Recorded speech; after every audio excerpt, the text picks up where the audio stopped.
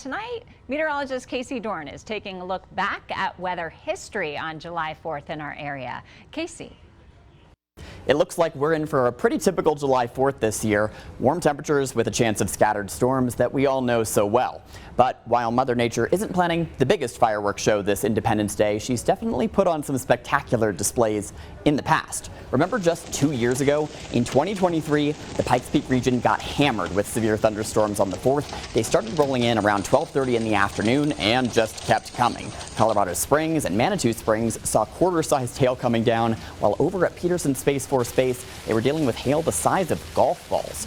Now, looking at the numbers, Colorado Springs typically hits about 86 degrees on July 4th. That's the average over the last 30 years. The all-time record, a scorching 99 degrees back in 1964. In more recent memory, we hit 96 degrees in both 1996 and 2012.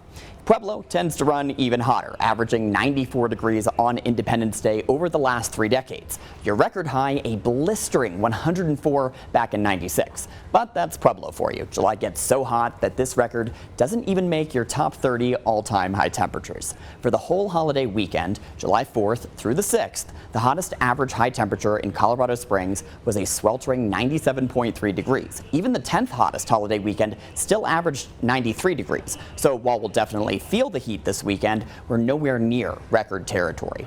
Now, wondering how often your cookout might get rained out? In the Springs, it happens about once every 3 years. Pueblo stays a bit drier. You only see rain about once every 4 years on the 4th.